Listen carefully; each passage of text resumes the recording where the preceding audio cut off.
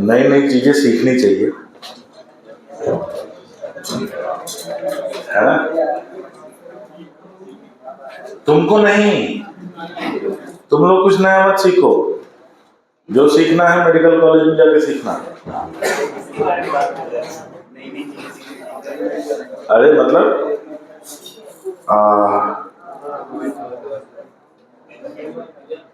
कल बॉल खेल रहे थे, बॉल आई और इसी के ऊपर लैंड कर गई और फिर ये क्रैश कर गई।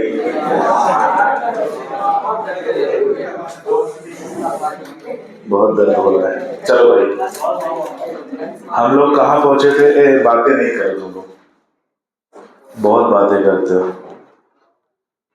कहाँ तक पहुंचे थे हम लोग? बैरागी जी नहीं आए क्या? आए हैं, अच्छा। आज मूड ठीक है?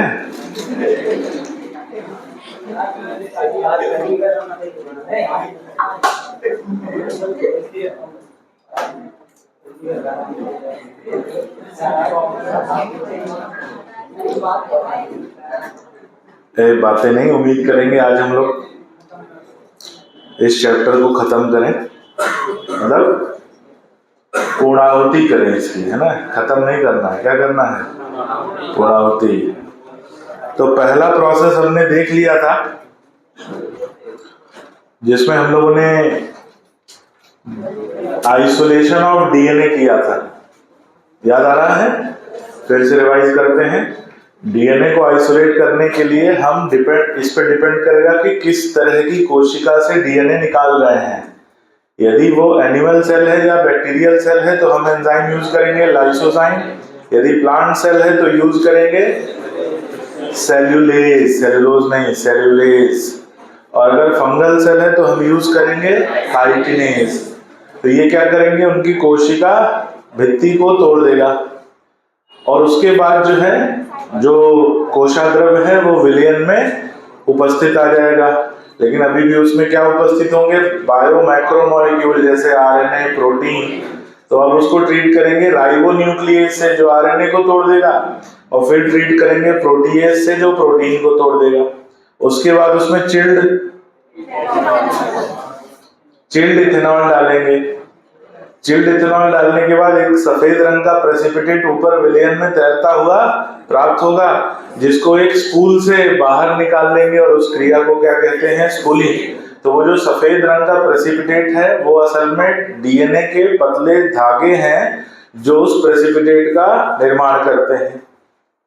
ये हमने कर लिया था। अब आते हैं सेकंड स्टेप पे। सेकंड स्टेप क्या है? Cutting of DNA, cutting and separation of DNA fragment. चलो आते हैं सेकंड स्टेप पे, cutting and separation of DNA fragment. Cutting and separation of DNA fragment, यही पढ़ा है? एक ही बात है, पहले उसको काटोगे ना, फिर उसको सेपरेट करोगे। तो सेपरेट किसको करोगे? डीएनए फ्रेगमेंट को। इसी में क्या उपस्थित होगा? चाहे नाक बेटा ऐसे पकड़ो, चाहे ऐसे पकड़ो, चाहे ऐसे पकड़ते हो, कैसे? अब इसके लिए हम क्या करेंगे? सबसे पहले जो डीएनए हमने बाहर निकाला है, जो सफेद प्रेसिपिटेट बाहर निकाला है, उसको किससे ट्रीट करेंगे? किससे? आरी से। तो वो जो सफेद प्रेसिपिटेट होगा उसमें जहां जहां रेस्ट्रिक्शन साइट होगा वहां वहां कट लगेगा, तो छोटे छोटे क्या हो जाएंगे? टुकड़े। लिखो कि पृथक किए गए डीएनए को, पृथक किए गए डीएनए को, पृथक किए गए डीएनए को आरी द्वारा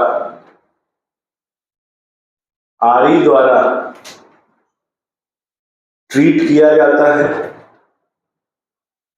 आरी द्वारा ट्रीट किया जाता है, जिससे उसके कई टुकड़े, जिससे उसके कई टुकड़े हो जाते हैं, कई टुकड़े हो जाते हैं। और इनको हमने सेपरेट करने के लिए कौन सा प्रोसेस यूज किया था, याद करो, जेल इलेक्ट्रोफोरेसिस। तो लिख लो, इन टुकड़ों को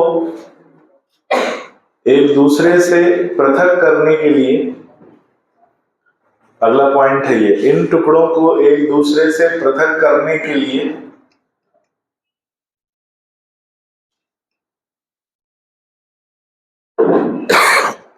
एक दूसरे से पृथक करने के लिए जेल इलेक्ट्रोफोरेसिस, इन टुकड़ों को एक दूसरे से पृथक करने के लिए जेल इलेक्ट्रोफोरेसिस, जेल इलेक्ट्रोफोरेसिस क्रिया, इन टुकड़ों को एक दूसरे से पृथक करने के लिए जेल इलेक्ट्रोफोरेसिस क्रिया उपयोग की जाती है। जेल इलेक्ट्रोफोरेसिस क्रिया उपयोग की जाती है, जिससे जीन ऑफ इंटरेस्ट को अलग प्राप्त कर लिया जाता है, जिससे जीन ऑफ इंटरेस्ट को अलग प्राप्त कर लिया जाता है, अलग प्राप्त कर लिया जाता है। तो जो पढ़ा था बस वही लिखना है, कुछ नया इसमें है नहीं, ठीक है। अब आते हैं तीसरे स्टेप पे। तीसरा स्टेप महत्वपूर्ण है, amplification of gene by using PCR method. PCR method का उपयोग करके जीन को एम्प्लीफाई करना।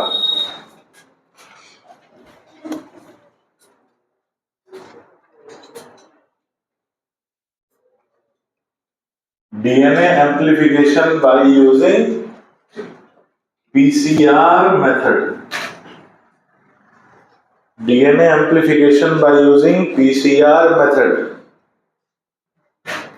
जो हमने डीएनए प्राप्त किया है या जो हमने जीन ऑफ इंटरेस्ट प्राप्त किया है उसका एम्प्लीफिकेशन करते हैं। अब ये पीसीआर क्या है और क्यों इसका इस्तेमाल करना, समझो। हमने क्लोनिंग की क्रिया पढ़ी, अरे पढ़ी थी नहीं, हाँ, क्लोनिंग की क्रिया जो पढ़ी तो उसमें हमने देखा कि जब हम रिकॉम्बिनेंट डीएनए को होस्ट कोशिका में स्थानांतरित कर देते हैं तो होस्ट कोशिका बाइनरी फिशन द्वारा विभाजित होती है और 1 से 2 डीएनए बनाती है। तो ये जो प्रक्रिया है ये धीमी प्रक्रिया है, 1 से 2 बनेगा, फिर 2 से 4 बनेगा, कई बार ये विभाजन 1 दिन में होता है। तो अगर आपको डीएनए की संख्या बढ़ानी है तो आपको बहुत इंतजार करना पड़ेगा, और हर समय इंतजार करना ठीक नहीं।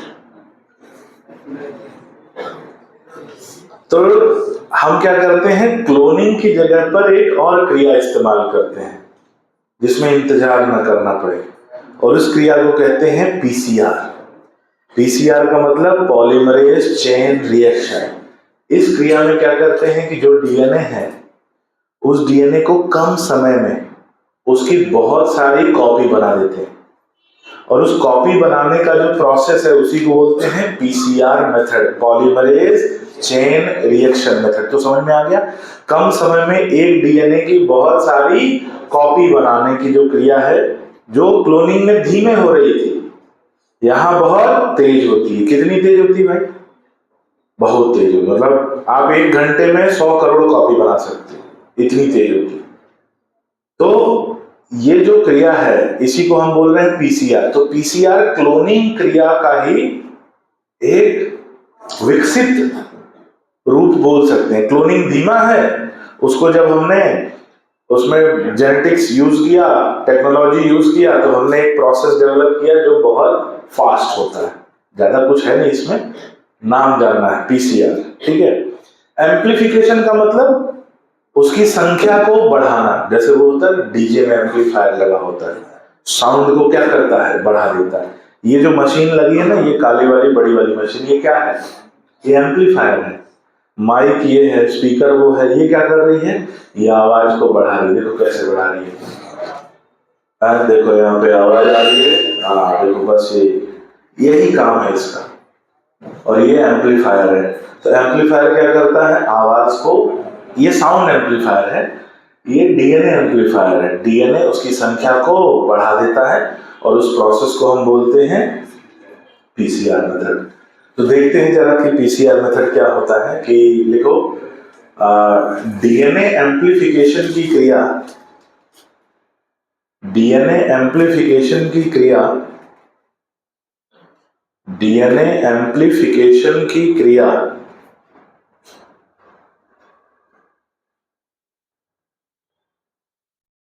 जिससे किसी डीएनए की बहुत सारी कॉपी, डीएनए एम्पलीफिकेशन की क्रिया जिससे किसी डीएनए की बहुत सारी कॉपी,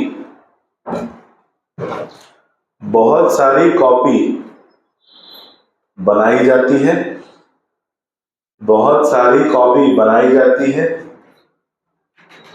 अगला पॉइंट, ये क्रिया इन विट्रो होती है। ये क्रिया इन विट्रो होती है। इस पे स्टार लगा दिया। इन विट्रो का मतलब क्या है भाई? इन विट्रो का मतलब परिभाषा, मुझे तो नहीं समझ में आया, बताओ, समझाओ मुझे इन विट्रो क्या होता है। अपन ने पढ़ा था इन विट्रो इन विवो, क्या मतलब था उसका, भूल गए? जो क्रिया प्रयोगशाला में होती है उसे कहते हैं इन विट्रो। तो मतलब ये कहाँ होगी? लैब में होगी, प्रयोगशाला में होगी। तो क्या लिखा अपन ने? ये क्रिया इन विट्रो होती है।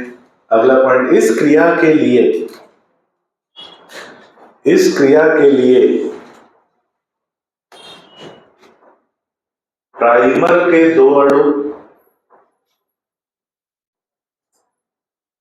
इस क्रिया के लिए प्राइमर के दो अणु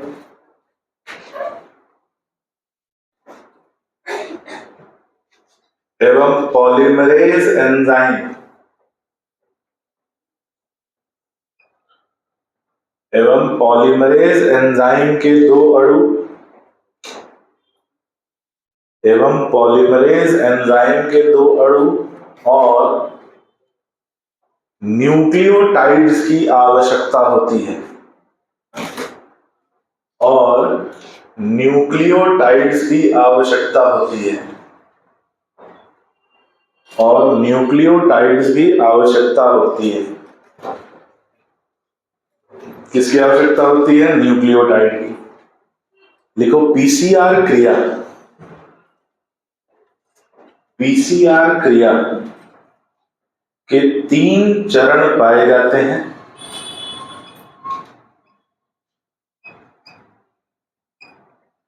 पीसीआर क्रिया के 3 चरण पाए जाते हैं।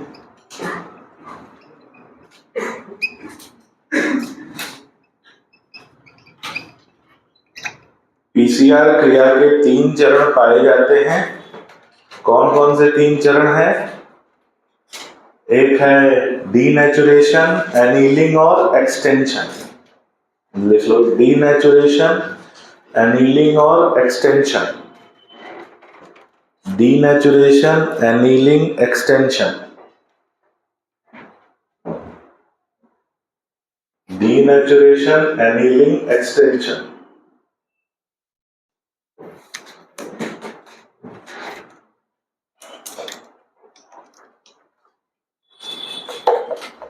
चलो ध्यान देते हैं बोर्ड की तरफ। मान लो हमारे पास एक डीएनए है और इसी डीएनए में जीन ऑफ इंटरेस्ट उपस्थित है।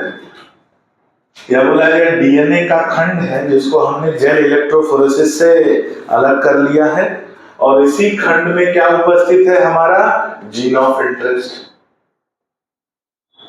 तो इसके 2 छोर मिलेंगे, एक मिलेगा 5' और इधर 3' इधर, 5' इधर, मिलेगा कि नहीं? तो पीसीआर में हम सबसे पहले क्या परफॉर्म करेंगे? डीनेचुरेशन। डीनेचुरेशन करने के लिए हम इस डीएनए को हीट करेंगे। कहां तक हीट करेंगे? कहां तक हीट करेंगे? अब देखो तापमान की एक फैक्ट मिल गया कि हमने हीट शॉक मेथड में 42 डिग्री तक किया था और पीसीआर मेथड में 72 डिग्री तक करेंगे। तो अगर कभी इधर का उधर मत कर लेना भैया, है ना, कि हीट शॉक में 72 लिख दिए और पीसीआर में 42 लिख दिए, ठीक है। और दोनों में 2 आ रहा है, एक में 4 2, एक में 7 2, ठीक है। तो हम इसे कहां तक हीट करते हैं? 72 डिग्री सेल्सियस तक। अगर मान लो कभी ऑप्शन में 72 ना लिखा रहे, 70 लिखा है, तो उसको भी सही मान लेना, क्योंकि एनसीईआरटी में तापमान लिखा नहीं है और कहीं कहीं ये बात जो है 70 डिग्री सेल्सियस पे लिखी है, कहीं 72 डिग्री सेल्सियस पे लिखी है, तो उससे कोई परेशान होने वाली बात नहीं है। अगर 72 ऑप्शन में है तो 72 लगाएंगे, अगर 72 ऑप्शन में नहीं तो हमने तो बायोमोलिक्यूल में पढ़ा है ना कि डीएनए को अगर 70 डिग्री सेल्सियस पे हीट करेंगे तो उसके दोनों स्ट्रैंड एक दूसरे से अलग हो जाएंगे। पहले 80 बेस पेयर टूटेगा, फिर जीसी बेस पेयर टूटेगा। तो 70 से ऊपर का तापमान चाहिए ताकि 80 और जीसी दोनों बेस पेयर टूटे। इसलिए हम कितने की बात कर रहे हैं? 72। तो 72 तक हीट करते ही दोनों स्ट्रैंड एक दूसरे से क्या हो जाएंगे? अलग हो जाएंगे। देखो यहां पे दोनों स्ट्रैंड एक दूसरे से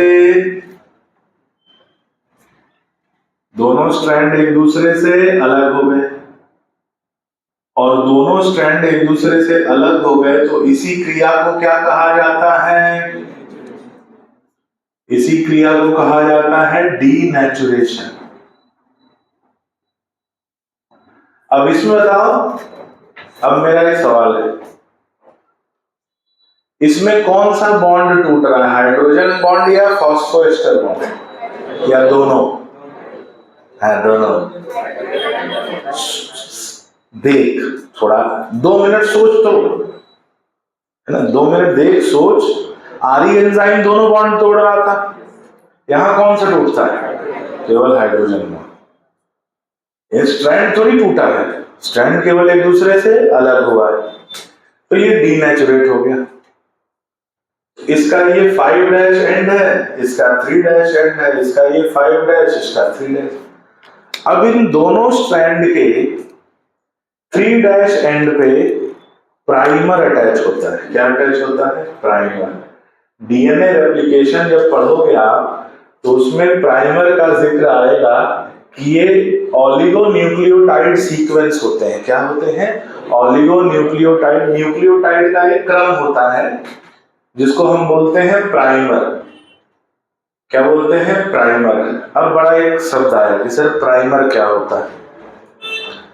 तो आपको याद होगा घर में कभी जब रंगाई पुताई का कार्यक्रम होता हो, घर का खिड़की दरवाजे जब पेंट होते हैं, जैसे खिड़की दरवाजे लोहे के हैं अगर, तो उस पे भूरे रंग का पहले पेंट लगाया जाता है। वो भूरे रंग का पेंट जो है उस लोहे की सतह में और पेंट की सतह में जोड़ बनाता है और उसे बोलते हैं प्राइमर। तो उसी भूरे रंग की परत की वजह से जो पेंट है वो लोहे की सतह पर टिका रहता है। ऐसे ही जब घर भी पेंट होता है तो ये पेंट करने से सबसे पहले इस पे एक सफेद रंग का, एक हल्का सफेद रंग का एक पेंट लगाते हैं, वो भी प्राइमर होता है। लड़कों की डिक्शनरी में बस इतना ही है प्राइमर का मतलब। मेकअप जो होता है लड़कियों में, मेकअप, ये तुम लोग को बता रहा हूं, मुझे अभी 2-3 साल पहले पता चला है। सही बात ना बेटा? हाँ, देखो इनकी डिक्शनरी में अलग मतलब है। ये तो बोल रहे अरे सर क्या बता रहे हैं, घर की लिपापोती कर रहे हैं, चेहरे की लिपापोती होती है। तो जब मेकअप होता है लड़कियों में, आजकल तो लड़कों में भी होने लगा है, लेकिन लड़कियों की बात कर लेते हैं, उनकी डिक्शनरी में ये प्रमुखता से। तो मेकअप शरीर पर टिका रहे तो सबसे पहले एक परत किसकी लगाई जाती है? प्राइमर की। फिर बहुत सारी चीजें होती हैं यार मेकअप में, हमको अभी अभी पता चला 2-3 साल पहले कि प्राइमर भी लगता है। फिर हम सोचे प्राइमर क्यों लगता होगा, फिर पता चला अच्छा जिस प्रकार लोहे की सतह पर पेंट टिका रहे उसके लिए प्राइमर का इस्तेमाल होता है, उसी प्रकार चेहरे की सतह पर मेकअप टिका रहे उसके लिए भी प्राइमर का इस्तेमाल होता है। आई बात समझ? बहुत सारी चीजें होती हैं। मेकअप के नाम पर लड़कों को केवल गर्म पानी, तौलिया, ज्यादा से ज्यादा एक फेयर एंड लवली, है ना, और ठंड के मौसम में पॉन्ड्स या वैसलीन, बोरोप्लस। अच्छा, वो बोरोप्लस कम से कम 5-7 साल से चल रही है, वो भी हमको मालूम है। 5-7 साल से तो चल रही है अभी, है ना। थोड़ा सा ऐसे लेके हो गया बस। इधर मेकअप जो होता है, किसी को जानकारी है मेकअप की? हाँ बेटा, क्या क्या होता है मैं बता रहा हूँ, अगर इसके अलावा कुछ होगा तो बताना। प्राइमर, फाउंडेशन, हाइलाइटर, अरे सुन रहे, मस्कारा, आई शैडो, ब्लश, और क्या, कॉन्टूरिंग, और क्या होता है भाई, आईलाइनर, लिपस्टिक,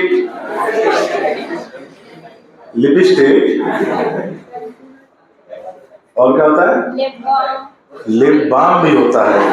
घुटने पे लगाते हैं कि? अच्छा, लिप बाम होता है, ठीक है। और क्या क्या होता है, कुछ नया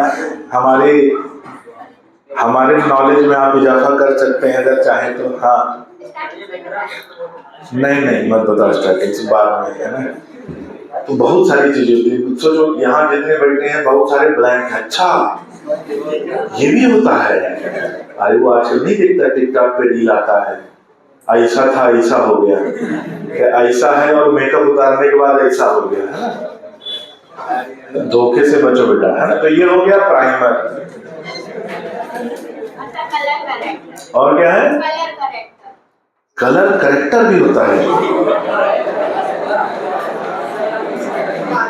लड़के तो मेकअप के नाम पे मोबाइल के कैमरे भरोसा रखते हैं, वो गुलाब जामुन को रसगुल्ला बना देता है।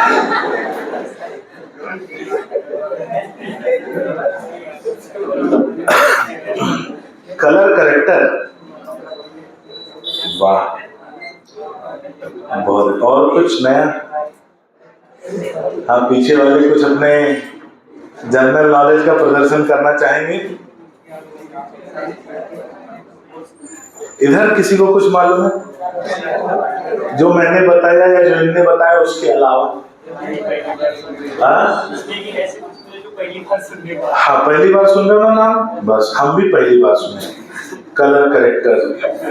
तुमने कई नाम पहली बार सुने हैं, क्या हो गया बेटा? हाँ, कुछ और? तुमने भी पहली बार सुना है। हमको तुमसे ज्यादा अनुभव बेटा। आगे बढ़ते हैं। तो प्राइमर क्या करता है, किसी भी काम को शुरू करने के लिए प्लेटफॉर्म देता है। जैसे मान लो आप कभी आम तोड़ने गए, किसी के बागीचे में कूदकर आम तोड़ने गए, तो दीवार ऊंची है, आप हो, आपका दोस्त है, तो आप क्या करोगे?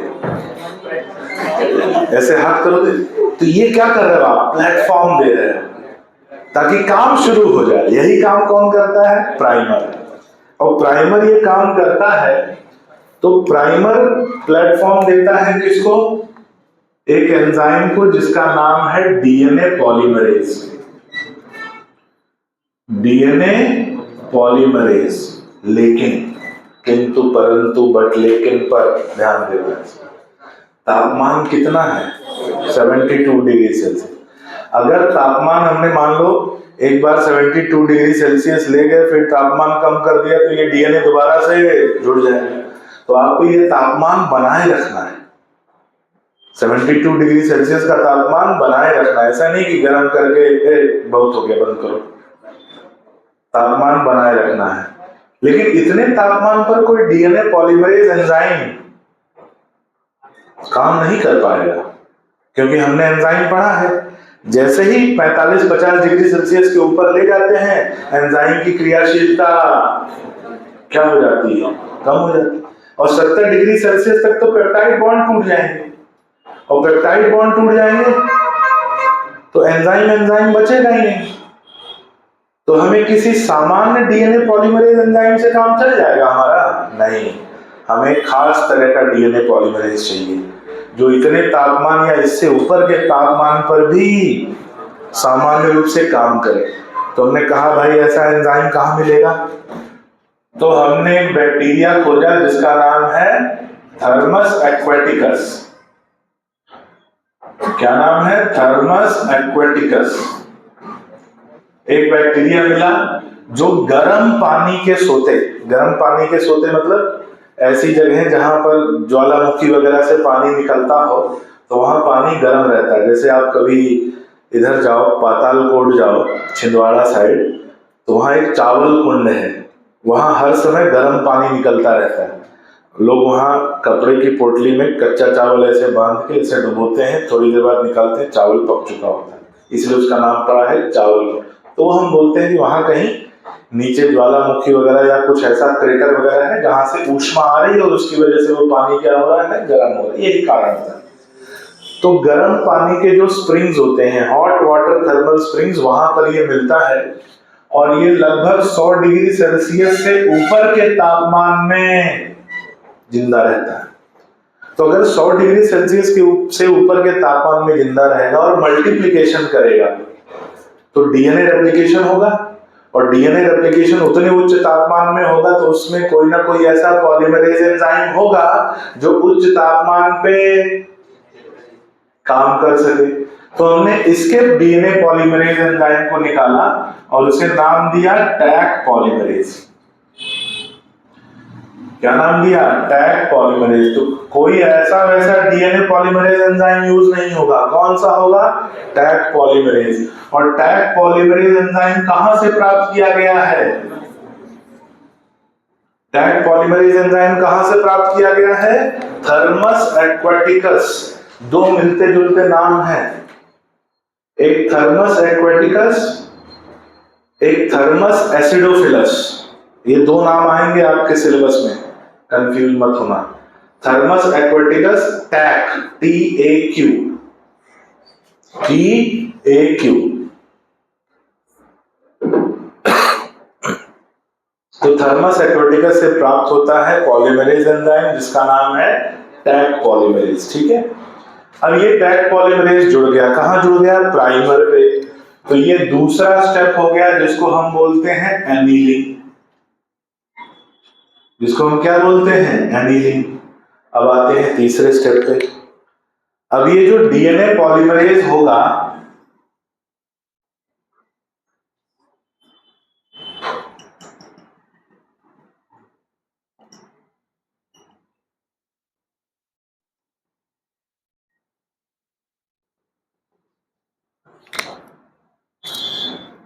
इसको प्लेटफॉर्म किसने दिया? प्राइमर ने दिया। और इसे क्या मिल रहा है? इधर क्या लिखा है? न्यूक्लियोटाइड। तो ये क्या करेगा? एक एक करके न्यूक्लियोटाइड्स को जोड़ते चला जाएगा। एक एक करके न्यूक्लियोटाइड्स को जोड़ते चला जाएगा। किधर से किधर? 5' से, मतलब इसके 3' से 5' की तरफ, और जो नया स्ट्रैंड बनाएगा वो 5' से 3' की डायरेक्शन में बनाएगा। ये जोड़ता चला गया तो हमें दो स्ट्रैंड मिल जाएंगे, एक 5' और एक 3'। इधर भी 5' और 3'। तो हमें कितने डीएनए मिल जाएंगे? 2। इस तीसरे स्टेप को कहते हैं एक्सटेंशन। तीसरे स्टेप को क्या कहते हैं? एक्सटेंशन। तब हमारे पास जीन ऑफ इंटरेस्ट कितने हो जाएंगे? 2। और दो जीन ऑफ इंटरेस्ट में एक स्ट्रैंड पुराना होगा और एक स्ट्रैंड नया होगा। क्या ये कुछ वैसा ही है जैसे डीएनए रेप्लिकेशन? सेमी कंजर्वेटिव, एक स्ट्रैंड पुराना, एक स्ट्रैंड नया। यहां भी वही हो रहा है। और अगर हमने मान लो इस साइकिल को कितनी बार रिपीट कर दिया? 30 बार रिपीट कर दिया, तो हमारे पास 1 बिलियन से ज्यादा कॉपीज होंगी। और 30 बार रिपीट करने में ज्यादा से ज्यादा 1 से 1.5 घंटा लगेगा, क्योंकि इसके लिए पूरा एपरेटस आता है जिसमें ये प्रोसेस परफॉर्म होता है। और एक बार में आप 96, ठीक है, 96 या 94, 12 अट्ठे कितना होता है, 12 अट्ठे 96 ना। एक रो में 12 होते हैं और 6 कॉलम होते हैं, 8 कॉलम होते हैं, तो एक बार में आप 96 पीसीआर कर सकते हो। एक बार में कितना पीसीआर कर सकते हो, 96 सैंपल। तो जो अब यही जो है पीसीआर मेथड, अगर इससे पहले आरएनए से डीएनए बनाया जाए तो उसे कहते हैं आरटीपीसीआर। तो यही वो प्रोसेस था जो कोविड में यूज हो रहा था। तो ऐसा करने में हमें ज्यादा समय नहीं लगेगा और हम ज्यादा से ज्यादा कॉपीज बना लेंगे। ठीक है, डायग्राम बनाइए, नोट करते हैं।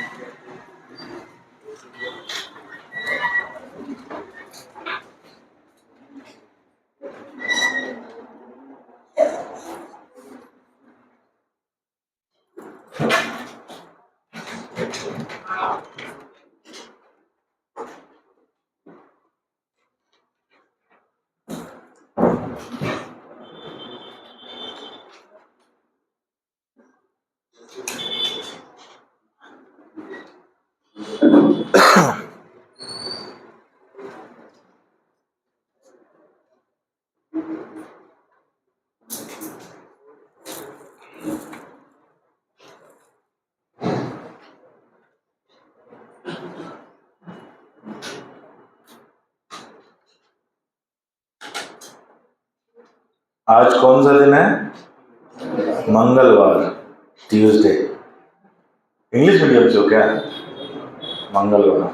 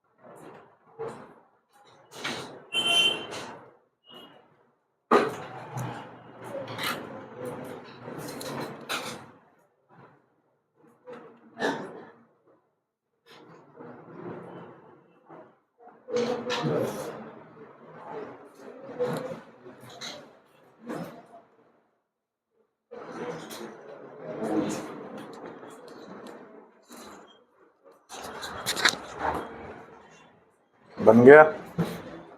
बना लिया?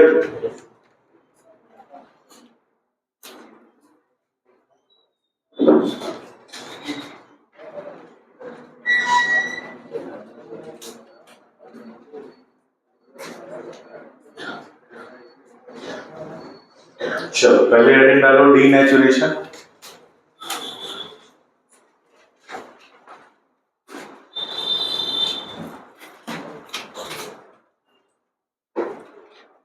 देखो इस क्रिया में डीएनए खंड को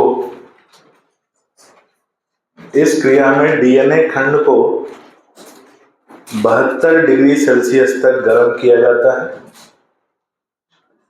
इस क्रिया में डीएनए खंड को 72 डिग्री सेल्सियस तक गर्म किया जाता है। 72 डिग्री सेल्सियस तक गर्म किया जाता है, जिससे डीएनए के दोनों स्ट्रैंड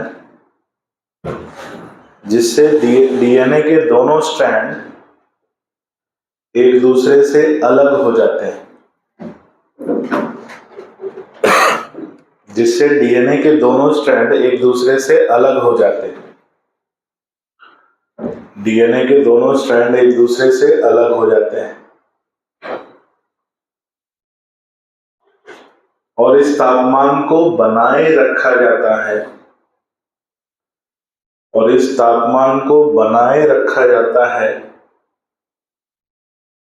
जिससे कि वे वापस न जुड़ जाएं।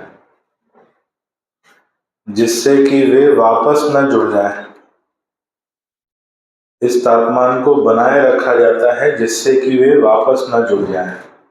पहला प्रोसेस हो गया डीनेचुरेशन। दूसरा लिखो एनीलिंग।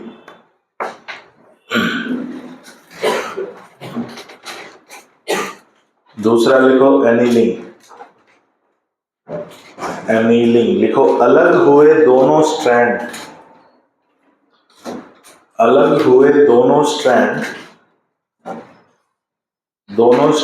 में 3' एंड पर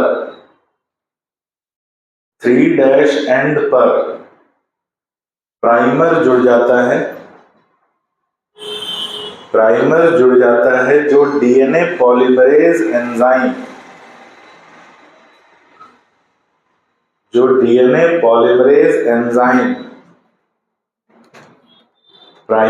जाता है जो डीएनए पॉलीमरेज एंजाइम को कार्य करने के लिए प्लेटफॉर्म प्रदान करता है। ठीक है। अच्छा लिखो कि इतने अधिक तापमान पर कोई सामान्य डीएनए पॉलीमरेज कार्य नहीं कर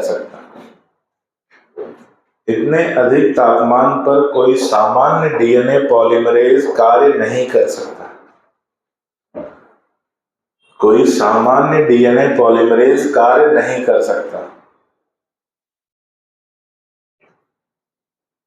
अगला point, thermos aquaticus bacteria, thermos aquaticus bacteria जो गर्म पानी के स्रोतों, थर्मस एक्वाटिकस बैक्टीरिया जो गर्म पानी के स्रोतों में पाया जाता है, जो गर्म पानी के स्रोतों में पाया जाता है, जहां का तापमान, जो गर्म पानी के स्रोतों में पाया जाता है जहां का तापमान 100 से 120 डिग्री सेल्सियस, जहां का तापमान 100 से 120 डिग्री सेल्सियस तक होता है। इस बैक्टीरिया से पॉलीमरेज एंजाइम, इस बैक्टीरिया से पॉलीमरेज एंजाइम को पृथक किया गया, इस बैक्टीरिया से पॉलीमरेज एंजाइम को पृथक किया गया, इस बैक्टीरिया से पॉलीमरेज एंजाइम को पृथक किया गया, जिसे टैक पॉलीमरेज, जिसे टैक पॉलीमरेज नाम दिया जाता है, जिसे टैक पॉलीमरेज नाम दिया जाता है,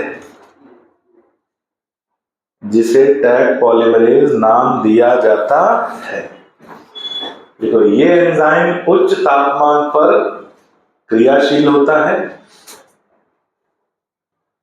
ये एंजाइम उच्च तापमान पर क्रियाशील होता है, इसलिए इसका उपयोग, उच्च तापमान पर क्रियाशील होता है, इसलिए इसका उपयोग पीसीआर क्रिया में किया जाता है, इसलिए इसका उपयोग पीसीआर क्रिया में किया जाता है।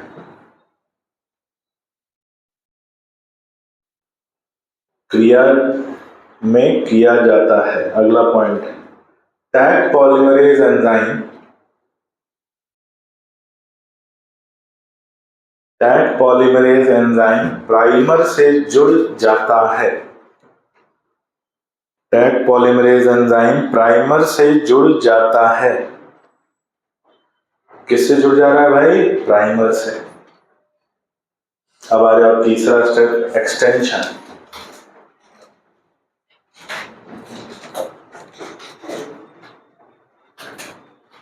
अगला पॉइंट, एक्सटेंशन।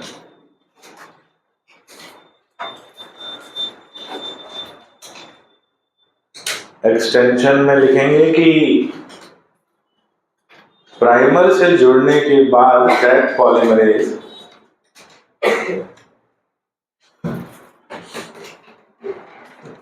प्राइमर से जुड़ने के बाद टैक पॉलीमरेज एक एक करके, टैक पॉलीमरेज एक एक करके न्यूक्लियोटाइड का, टैक पॉलीमरेज एक एक करके न्यूक्लियोटाइड का उपयोग करता है, एक एक करके न्यूक्लियोटाइड का उपयोग करता है, एक एक करके न्यूक्लियोटाइड का उपयोग करता है और डीएनए के दूसरे स्ट्रैंड का, और डीएनए के दूसरे स्ट्रैंड का निर्माण करता है, डीएनए के दूसरे स्ट्रैंड का निर्माण करता है। अगला पॉइंट, नया स्ट्रैंड, नया स्ट्रैंड 3' से 5' की दिशा में बनता है, नया स्ट्रैंड 3' से 5' की दिशा में बनता है, 3' से 5' की दिशा में बनता है और अपने 5' से 3' की दिशा में, और अपने 5' से 3' की दिशा में निर्मित होता है, और अपने 5' से 3' की दिशा में निर्मित होता है। ठीक है। अगला पॉइंट, क्रिया पूरी होने पर हमें 2 डीएनए प्राप्त होते हैं। क्रिया पूरी होने पर हमें 2 डीएनए प्राप्त होते हैं। क्रिया पूरी होने पर हमें 2 डीएनए प्राप्त होते हैं। कितने डीएनए? 2। हमें 2 डीएनए प्राप्त होते हैं। अगला पॉइंट, यदि इस चक्र को 30 बार रिपीट कर दिया जाए, यदि इस चक्र को 30 बार रिपीट कर दिया जाए तो हमें 1 बिलियन से ज्यादा, यदि इस चक्र को 30 बार रिपीट कर दिया जाए तो हमें 1 बिलियन से ज्यादा, तो हमें 1 बिलियन से ज्यादा कॉपी प्राप्त होती है। तो हमें 1 बिलियन से ज्यादा कॉपी प्राप्त होती है। 1 बिलियन से ज्यादा कॉपी प्राप्त होती है। ये हो गया स्टेप नंबर 3। अब आ जाओ स्टेप नंबर 4। क्या था भाई?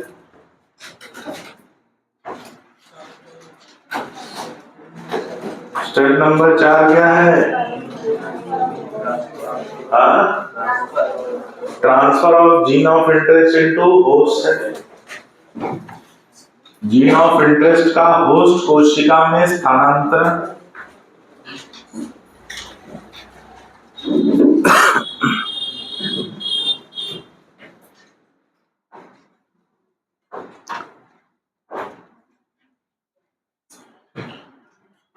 जीन ऑफ इंटरेस्ट का होस्ट कोशिका में स्थानांतरण।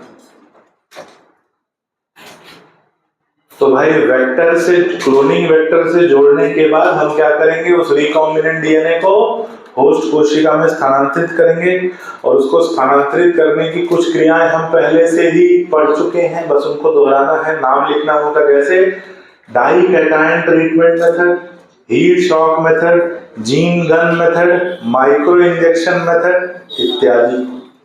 कल ही पढ़ा था, बस उसका नाम लिखना है। तो लिखो कि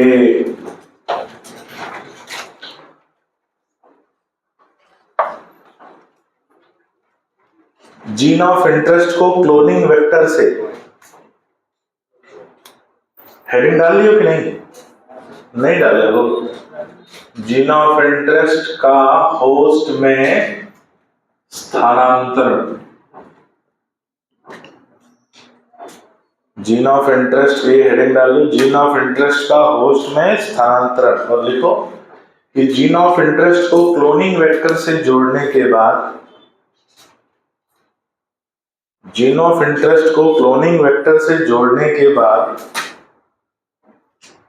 जीन ऑफ इंटरेस्ट को क्लोनिंग वेक्टर से जोड़ने के बाद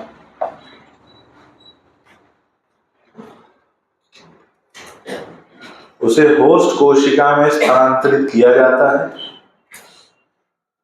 उसे होस्ट कोशिका में स्थानांतरित किया जाता है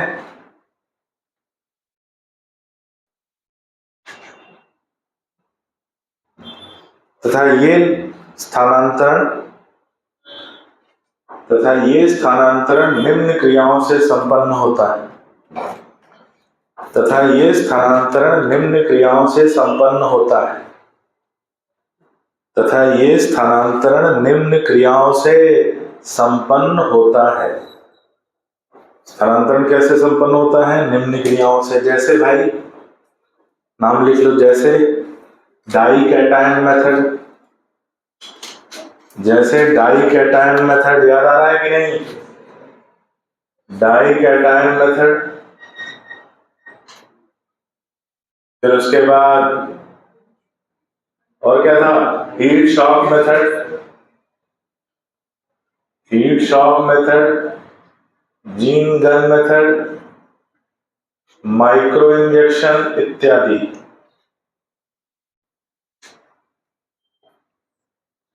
माइक्रो इंजेक्शन इत्यादि। यहां हमारा स्टेप नंबर 4 पूरा होता है। अब आते हैं स्टेप नंबर 5 पे। वही बात है, कोई स्टेप बहुत बड़ा है और कोई स्टेप एक लाइन का है। तो जो अपन नया पढ़ेंगे वो बड़ा है, जैसे 5वां स्टेप। जो अपन पहले पढ़ चुके हैं वो छोटा है, जैसे 2रा स्टेप, 4था स्टेप, एक एक लाइन में लिख। अब 5वां जो स्टेप है वो नया पॉइंट है, इसलिए थोड़ा सा लंबा जाएगा। 5वां पॉइंट क्या है? Obtaining the foreign gene product. Obtaining the foreign gene product,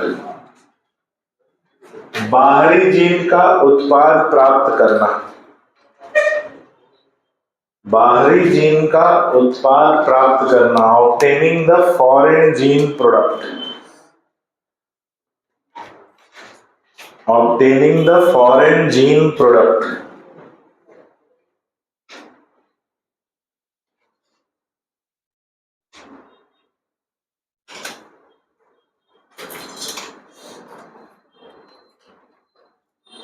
चलो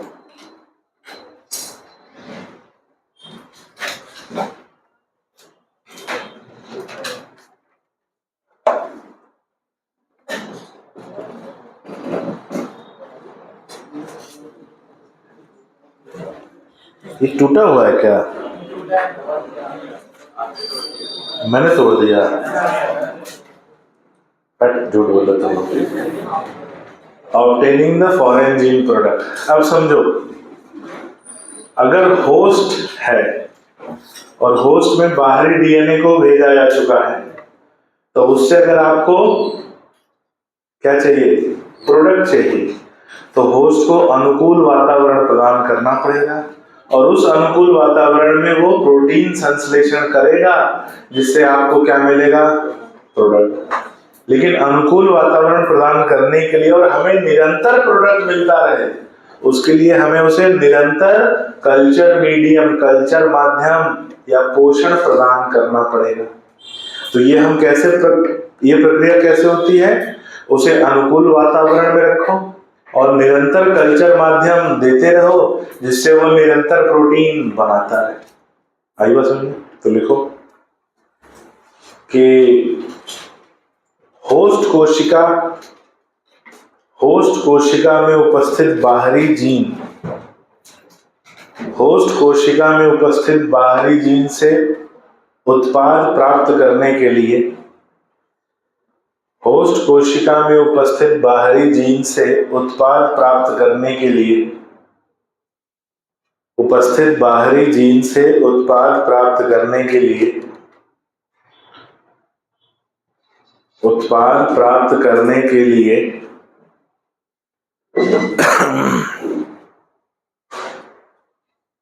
उसे अनुकूल वातावरण प्रदान किया जाता है। उसे अनुकूल वातावरण प्रदान किया जाता है।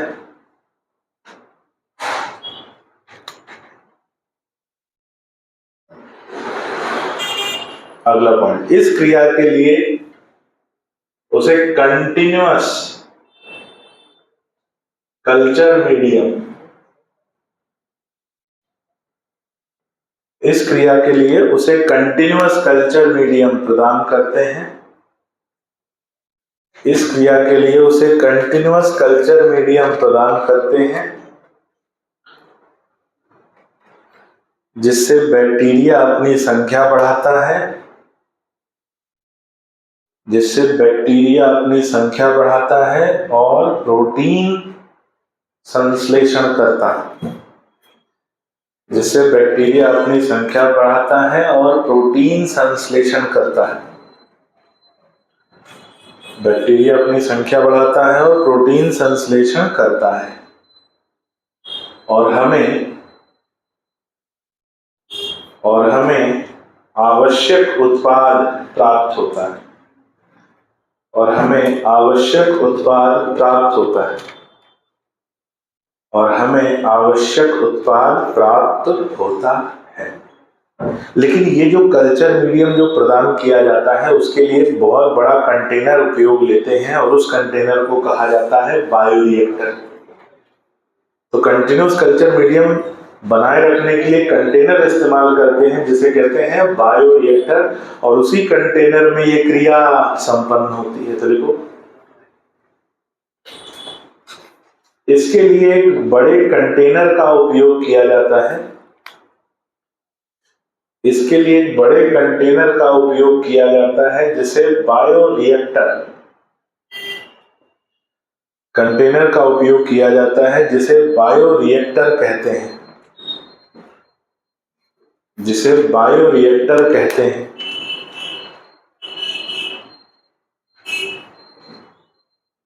जिसे बायोरिएक्टर कहते हैं। हेडिंग डालो छोटी सी, बायोरिएक्टर।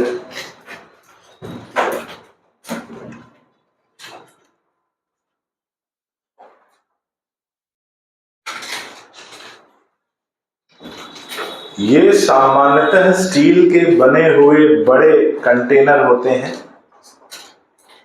ये सामान्यतः स्टील के बने हुए बड़े कंटेनर होते हैं, बड़े कंटेनर होते हैं जिनके अंदर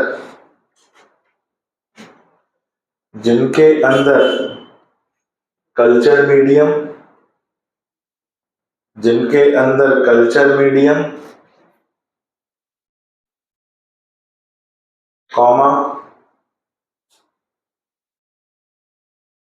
उपयुक्त वातावरण तापमान पीएच इत्यादि, उपयुक्त वातावरण तापमान पीएच इत्यादि नियंत्रित किया जाता है,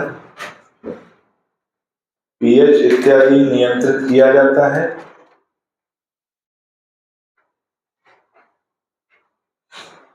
जिससे आवश्यक उत्पाद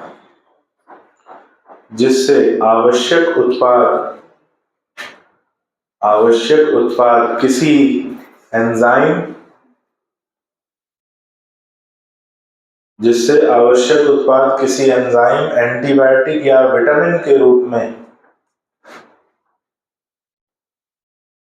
एंजाइम एंटीबायोटिक या विटामिन के रूप में अधिक मात्रा में प्राप्त होता है, या विटामिन के रूप में अधिक मात्रा में प्राप्त होता है, विटामिन के रूप में अधिक मात्रा में प्राप्त होता है, अधिक मात्रा में प्राप्त होता है। अगला पॉइंट, बायोरिएक्टर का आयतन सामान्यतः 100 से 1000 लीटर, बायोरिएक्टर का आयतन सामान्यतः 100 से 1000 लीटर, 100 से 1000 लीटर तक पाया जाता है। उसको अंडरलाइन कर लेना, 100 से 1000 लीटर, 100 से 1000 लीटर तक पाया जाता है। अगला पॉइंट, सूक्ष्म जीव की अनुकूल वृद्धि के लिए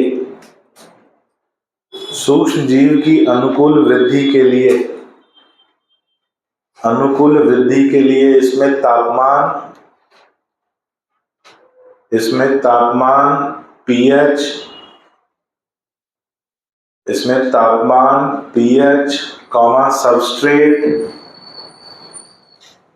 सबस्ट्रेट मतलब अभिकर्मक,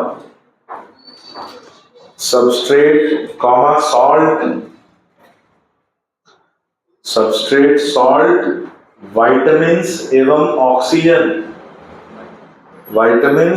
ऑक्सीजन। बैक्टीरिया को भी तो वृद्धि करने के लिए विटामिन चाहिए। विटामिन्स एवं ऑक्सीजन की मात्रा और प्रवाह को नियंत्रित कर सकते हैं,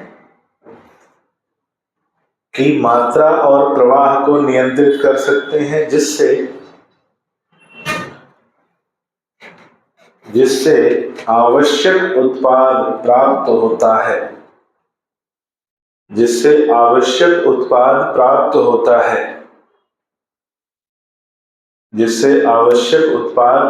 होता है,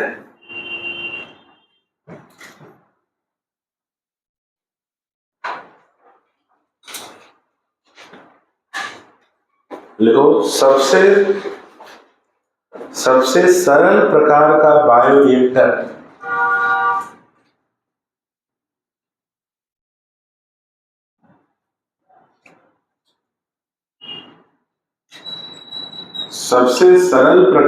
बायोरिएक्टर स्टर्ड टाइप बायोरिएक्टर होता है। स्टर्ड, सबसे सरल प्रकार का बायोरिएक्टर स्टर्ड टाइप बायोरिएक्टर होता है। स्टर्ड टाइप बायोरिएक्टर होता है।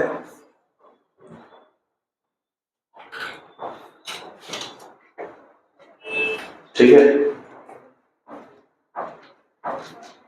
अगला पॉइंट,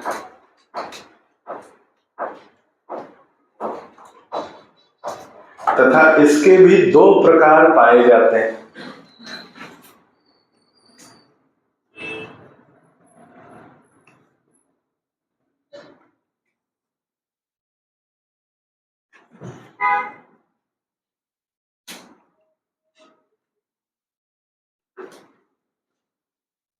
तथा इसके भी दो प्रकार पाए जाते हैं। अब बड़ी सिंपल सी बात है, डायग्राम देखना आपको समझ में आएगा। जो बायोरिएक्टर का वेसल होता है, मान लो ऐसा एक कंटेनर है, और खास बात यह है कि इसका जो बेस होगा, जो आधार होगा, वो चपटा नहीं होना चाहिए। वो भी कैसा होना चाहिए, उसमें भी वक्र होना चाहिए, कर्व होना चाहिए।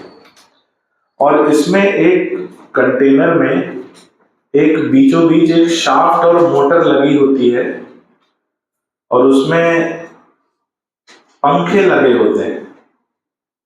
क्या लगे होते हैं, पंखे। ठीक है, ये पंखे किस लिए लगे होते हैं कि अंदर जो पदार्थ है उसकी प्रॉपरली मिक्सिंग हो सके। क्या हो सके, मिक्सिंग। और ये घूमते रहते हैं। अब अंदर जो पदार्थ होगा उसकी समान रूप से क्या हो सके, मिक्सिंग हो सके। साथ ही यहां पर नीचे जो है, हमें जो प्रोडक्ट है, जो उत्पाद है, वो प्राप्त हो सके, उसके लिए एक आउटलेट रहता है। और एक और आउटलेट होता है जहां से स्टीम जानते हो, भाप या स्टेराइल वायु, स्टेराइल एयर को अंदर भेजा जा सके। ऊपर एक आउटलेट और होता है सामान्यतः, जिसकी वजह से हम एसिड बेस बैलेंस करते हैं।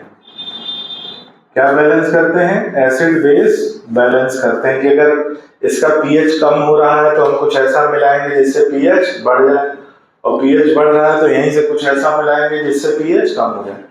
तो ये होता है सिंपल स्टर्ड बायोरिएक्टर, जिसमें एक मिक्सिंग सिस्टम होता है। तो इसको हम बोलते हैं एजिटेटर सिस्टम। क्या बोलते हैं, एजिटेटर सिस्टम। जैसे अपन शरबत बना रहे हैं तो शक्कर डाली, पानी डाला, नींबू डाला, और चम्मच से उसको क्या करते हैं, एजिटेट करते हैं, मिक्स करते हैं। तो एजिटेटर सिस्टम क्या करता है, मिक्स करता है।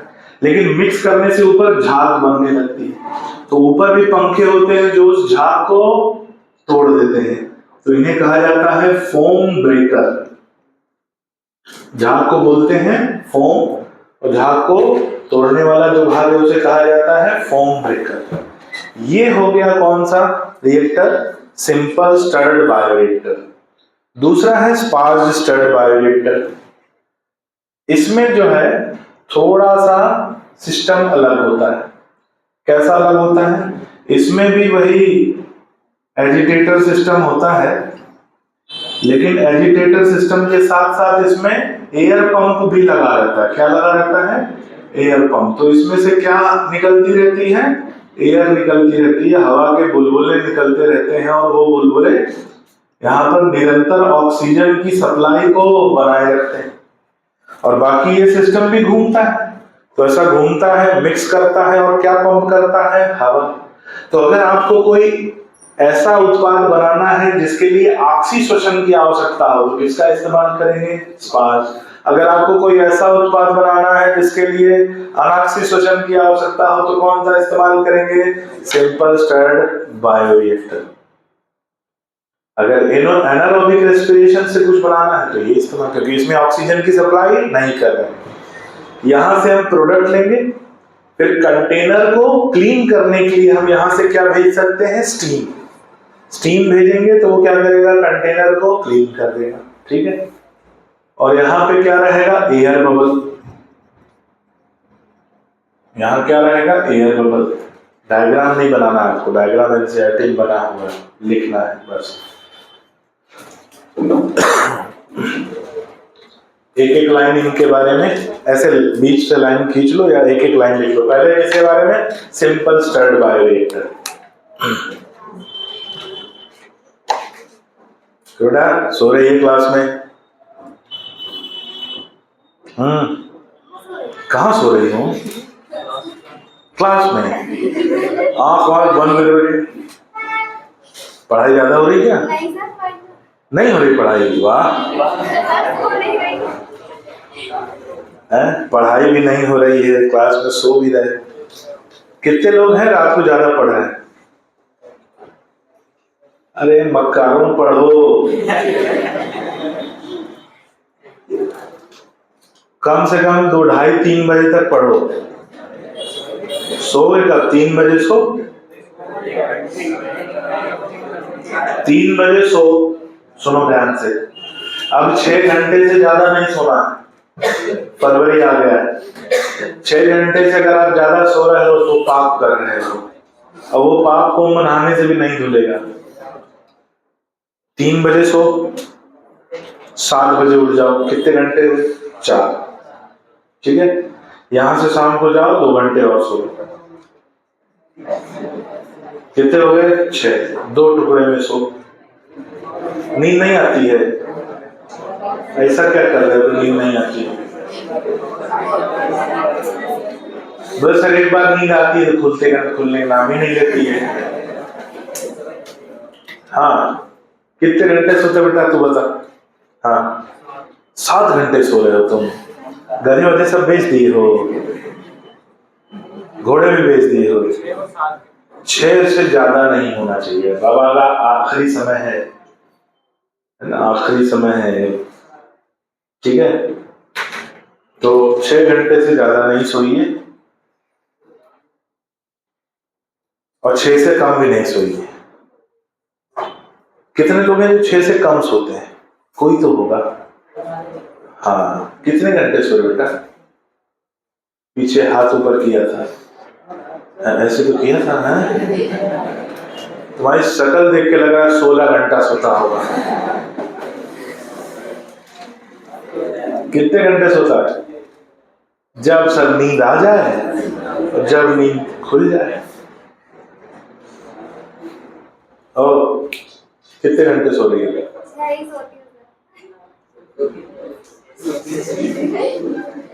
कितने बजे सोते हो और कितने बजे उठते हो? 1-2 बजे सोते हो, 6 बजे उठते हो, 4 ही घंटे हुए।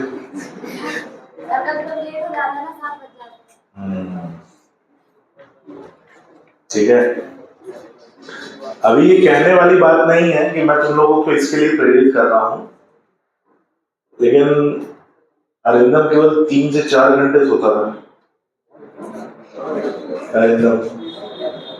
और आखिरी समय में पिछले साल जब जो है फरवरी और मार्च में उसको टाइफाइड हो गया था, और 2 महीने टाइफाइड में रहा वो। उसको ये था कि यही रहना है, घर नहीं जाना, और यहाँ रह रहा था तो बच्चा अपने आप में कितना मैनेज करेगा। लापरवाही हो ही जा रही थी, उसके टाइफाइड ही नहीं ठीक हो रहा था। उसको दवाई हॉस्पिटल ले जाना सब चल रहा था, लेकिन वो ठीक ही नहीं हो पा रहा था। 2 महीने उसको टाइफाइड में रहा।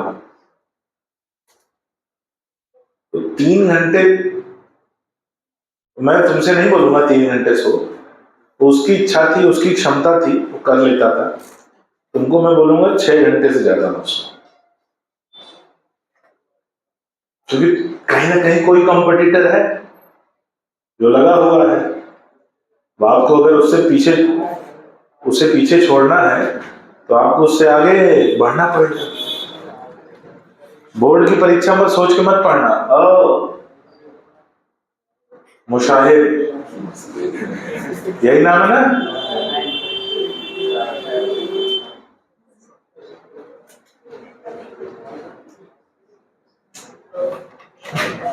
इसलिए गंभीर हो जाते हैं। चलो आगे बढ़ते हैं।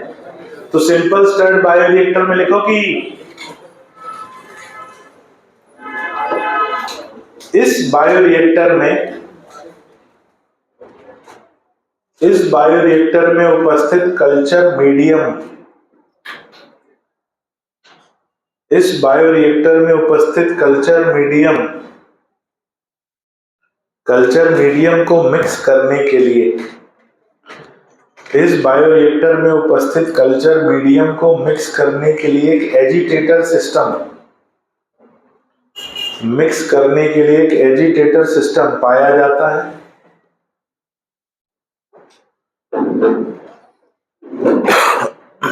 एजिटेटर सिस्टम पाया जाता है जिससे समान रूप से, एजिटेटर सिस्टम पाया जाता है जिससे समान रूप से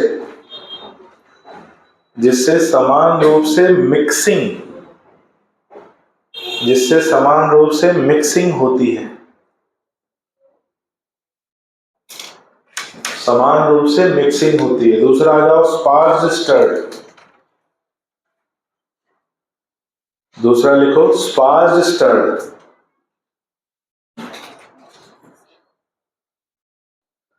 लिखो इसमें एजिटेटर सिस्टम के अलावा, इसमें एजिटेटर सिस्टम के अलावा एयर पंप के द्वारा, एजिटेटर सिस्टम के अलावा एयर पंप के द्वारा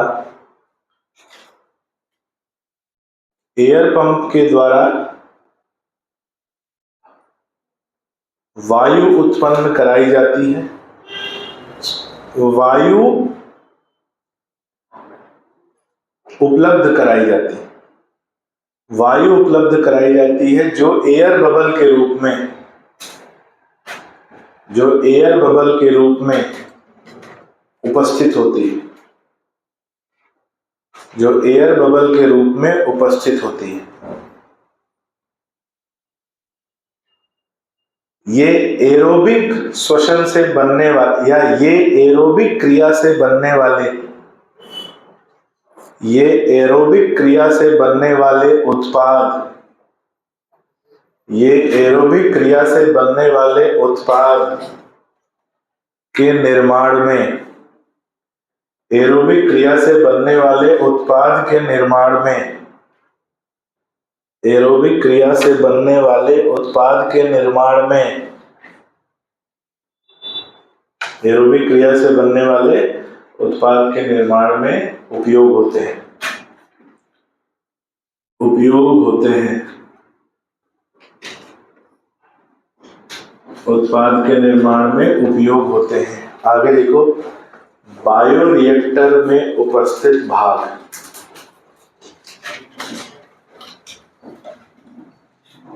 पार्ट्स ऑफ बायोरिएक्टर, बायोरिएक्टर में उपस्थित भाग, पार्ट्स ऑफ बायोरिएक्टर, बायोरिएक्टर में उपस्थित भाग, जिसको कहते हैं पार्ट्स ऑफ बायोरिएक्टर। तो भैया बायोरिएक्टर में कई पार्ट पाए जाते हैं, एक एक करके उनके नाम लिखते हैं और उनका उपयोग क्या है वो भी लिखेंगे। तो एक एक पॉइंट बनाएंगे। तो लिखो बायोरिएक्टर में निम्न भाग उपस्थित होते हैं।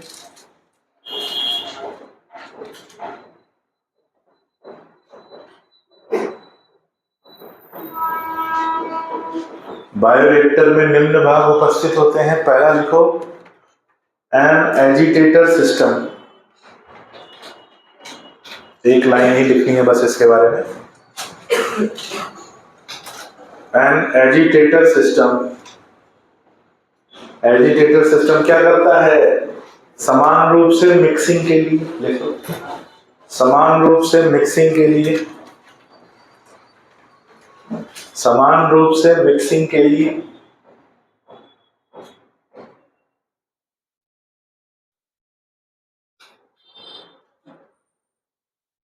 समान रूप से मिक्सिंग के लिए। दूसरा लिखो oxygen delivery system, oxygen delivery system, oxygen delivery system,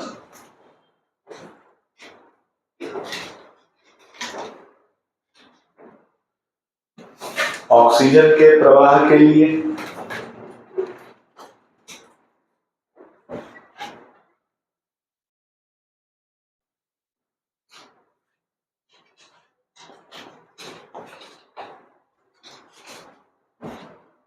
तीसरा फोम कंट्रोल सिस्टम,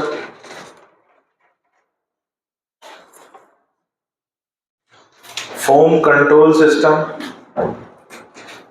फोम की मात्रा को नियंत्रित करने के लिए, फोम की मात्रा को नियंत्रित करने के लिए,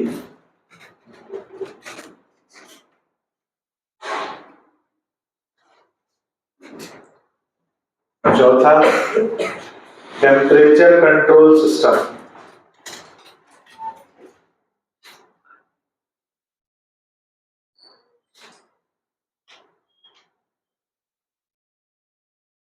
पांचवा pH control system,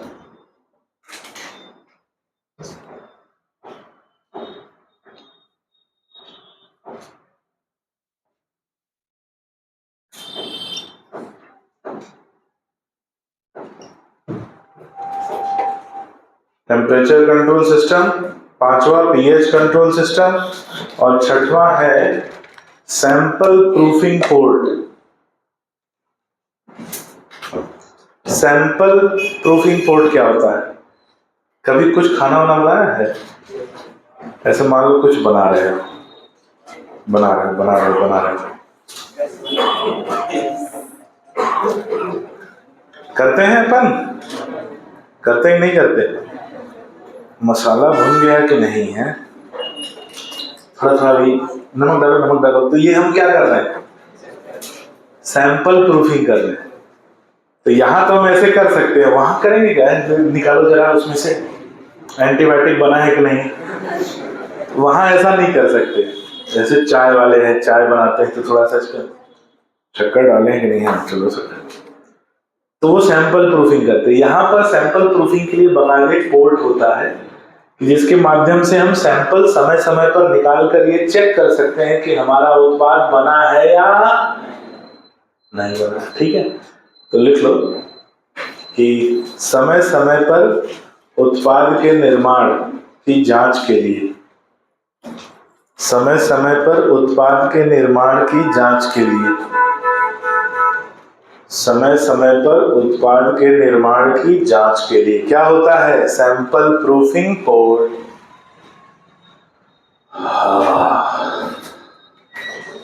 sample proofing port. अब एक पॉइंट और लिख लो, बस ये हो गया, 6 हो गया। नीचे एक स्टार लगा के लिख लो कि बायोरिएक्टर का आधार, बायोरिएक्टर का आधार वक्र होता है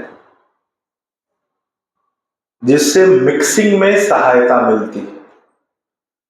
बायोरिएक्टर का आधार वक्र होता है जिससे मिक्सिंग में सहायता मिलती, जिससे मिक्सिंग में सहायता मिलती है। ठीक है, ये हो गया 5वां step, obtaining the foreign gene product. अब आ जाओ 6वां स्टेप, डाउन स्ट्रीम प्रोसेसिंग।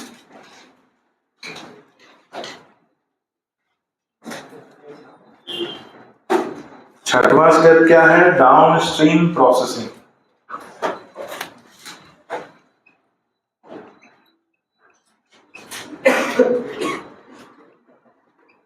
देखो भाई ध्यान से सुनो, डाउन स्ट्रीम प्रोसेसिंग कोई एक स्टेप नहीं है, इसमें एक एक करके बहुत सारे स्टेप पाए जाते हैं। निर्माण से लेकर, यहां निर्माण हो गया, निर्माण से लेकर एक सामान्य व्यक्ति या उपयोग तक उपलब्ध कराए जाने तक की जो पूरी प्रक्रिया है उसे क्या कहते हैं? Downstream processing. इसमें उसका शुद्धिकरण, प्यूरिफिकेशन, सेपरेशन, उसकी जांच, उसकी क्वालिटी टेस्टिंग, उसकी टॉक्सिसिटी टेस्टिंग, उसकी शेल्फ लाइफ कि कब तक ये क्रियाशील रहेगा, उसकी एक्सपायरी डेट, इसके बाद उसकी कॉस्टिंग क्या रहेगी, कितना प्रभावशाली रहेगा, उसमें कोई प्रिजर्वेटिव मिलाना है तो वो मिलाओ, ये सब करने का जो प्रोसेस है, और उसके बाद उसे मार्केट में उपलब्ध कराना, ये सब करने का जो प्रोसेस है, ये पूरा संयुक्त रूप से क्या कहलाता है, डाउनस्ट्रीम प्रोसेसिंग। तो लिखो कि इस क्रिया में श्रृंखलात्मक रूप से कई क्रियाएं पाई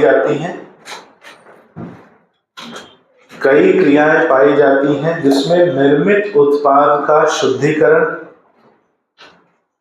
जिसमें निर्मित उत्पाद का प्यूरिफिकेशन,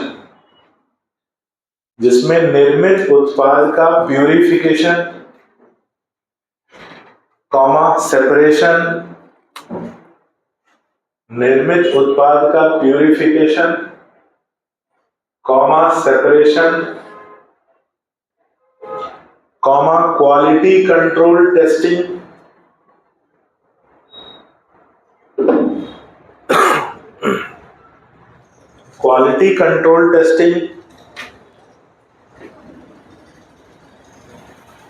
एफिशिएंसी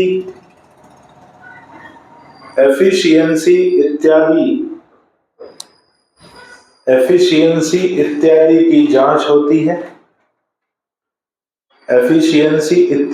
जांच होती है, तथा उसमें आवश्यक प्रिजर्वेटिव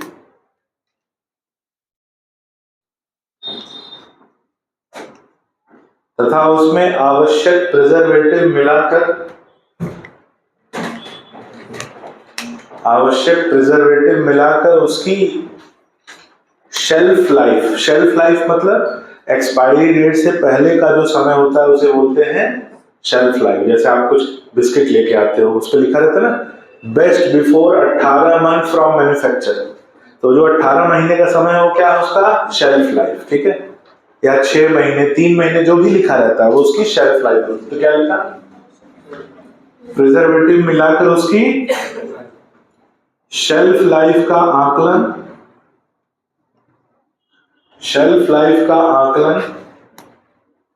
एवं उसकी कॉस्टिंग का निर्धारण किया जाता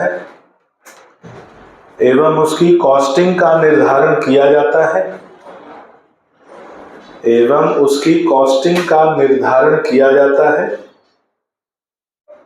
जिसके पश्चात हमारा उत्पाद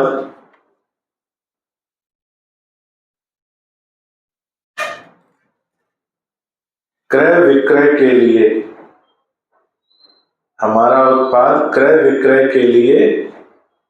तैयार हो जाता